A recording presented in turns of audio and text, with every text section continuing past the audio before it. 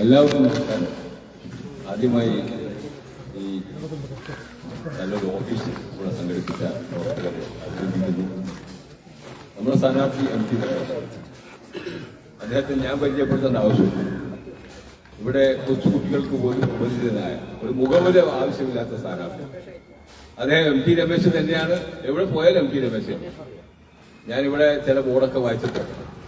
ചില ആൾക്കാർ സഖാവാണ്, ചില സ്ഥലത്തെത്തുമ്പോൾ ഇക്കാണ്, ചില ആൾക്കാർ ഏട്ടനാണ്, ചില സ്ഥലത്തെത്തുമ്പോൾ ജനാബാണ്. അങ്ങനെ ഒരു ഡെക്കറേഷൻ ഇല്ലാത്ത MP രമേശാണ് നമ്മൾ സ്ഥലത്തിനനുസരിച്ച് ഒന്ന് നിർമാർദ്ദമായി മാറുന്ന പേരൊന്നുമില്ല. നമുക്കൊരൊറ്റ പേരുള്ളൂ MP രമേശ്. ഞാൻ അവിടെ വന്ന് നോക്കുമ്പോൾ സഖാവ് എളമരം കരീം, വേറെ ഞങ്ങളുടെ നാട്ടിലേക്കുള്ളത് കരീംക്കാണ്, വേറെ സ്ഥലത്തെത്തുമ്പോൾ ഹാജിയനാണ്. ഇതൊക്കെ കാലത്തിനനുസരിച്ച് മാറ്റുന്ന ഓമ്പ് നിർമ്മാണമായിരുന്ന ആൾക്കാർ ഇങ്ങനെ തന്നെയാണ്. ജീവിതവും സ്വഭാവവും ഒക്കെ ഇങ്ങനെ തന്നെയാണ്. അപ്പൊ അത് നിങ്ങൾ മനസ്സിലാക്കുക. ഇവിടെ ആ വിഭാഗം ഇല്ലാത്തതുകൊണ്ട് ഇവിടെ സഖാവ്. അപ്പൊ ഈ ആൾക്കാരെയൊക്കെ തിരിച്ചറിയാൻ വേണ്ടിയിട്ടാണ് ഞാനിത് പറഞ്ഞത്. കേരളം 67 കൊല്ലമായി, 63 കൊല്ലം ജനാധിപത്യ ഭരണം നടന്നു, 35 കൊല്ലം പേരിന് മുമ്പിൽ സഖാവ് എന്ന് എഴുതുന്ന ആൾക്കാരാണ് ഈ കേരളം ഭരിച്ചത്. ഇപ്പൊ പെൻഷൻ കാശിന് വേണ്ടി പിച്ചച്ചട്ടിയായിട്ട് പെൻഷൻ.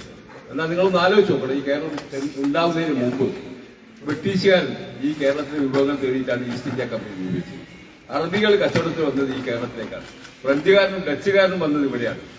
എല്ലാം ഉണ്ടായിരുന്ന ഒരു കേരളം, എല്ലാ അർത്ഥത്തിലും പടർന്ന് പന്തലിച്ച് വികസിക്കാൻ സാധ്യമുണ്ടായിരുന്ന ഒരു കേരളം 63 കൊല്ലം ഈ കോൺഗ്രസുകാരും കമ്മ്യൂണിസ്റ്റുകാരും ഭരിച്ചിട്ട് സാമൂഹ്യക്ഷേമ പെൻഷന് വേണ്ടി പിച്ചച്ചട്ടിയെടുത്ത് തരുന്ന ഒരു ഗതികളിലേക്ക് എത്തിയിട്ടുണ്ടെങ്കിൽ അത് നിങ്ങൾ മനസ്സിലാക്കുക. ഈ പറയുന്ന വലിയ വായിൽ വർത്താനം പറയുന്ന സഖാക്കൾ 35 കൊല്ലം വെച്ചിട്ടുണ്ട്. EMS-ഉം അച്യുത മേനോനും നായനാരും ES അച്യുതാനന്ദനും ഈ പിണറായി വിജയനടക്കം ഒന്നും ഉണ്ടാക്കിയിട്ടില്ല. ഇന്ന് കടം വാങ്ങാൻ വിപ്ലവം നടത്തേണ്ട ഗതികേടിലേക്ക്, കടം വാങ്ങാനുള്ള അവകാശത്തിന്, പണം ഉണ്ടാക്കാനല്ല, കടം വാങ്ങാൻ പ്രശ്നം ഉണ്ടാക്കുന്ന അവസ്ഥയിലേക്ക് എത്തി നിൽക്കുന്ന കേരളം 28 കൊല്ലം കോൺഗ്രസ്സുകാർ വെച്ചിട്ടുണ്ട്. അതുകൊണ്ട് കഴിഞ്ഞ 10 വർഷമാണ് കോഴിക്കോട് ഒരു വികസനമുണ്ടായത്. അത് നരേന്ദ്രമോദി സർക്കാർ അന്ന് നൽകിയ വികസനം. അത് മെഡിക്കൽ കോളേജ് ആയാലും ദേശീയപാതയായാലും റെയിൽവേ സ്റ്റേഷൻ ആയാലും എല്ലാ രംഗത്തും 10 കൊല്ലം നരേന്ദ്രമോദി സർക്കാർ അറിഞ്ഞു തന്ന വികസനമാണ് കോഴിക്കോട്. എന്നാൽ കോഴിക്കോടിനെ അറിഞ്ഞുകൊണ്ടുള്ള ഒരു വികസനം കൊണ്ടുവരാൻ ഇവിടെ നിന്ന് ജയിച്ചവർക്ക് സാധിച്ചിട്ടില്ല. അത് MP ആയാലും MLA ആയാലും ആയിരിക്കും. കോഴിക്കോടിനെ അറിഞ്ഞുകൊണ്ടുള്ള ഒരു വികസനം ഒരു തർക്കമില്ല നരേന്ദ്രമോദി അധികാരത്തിൽ വരുമെന്നുള്ള കാര്യം.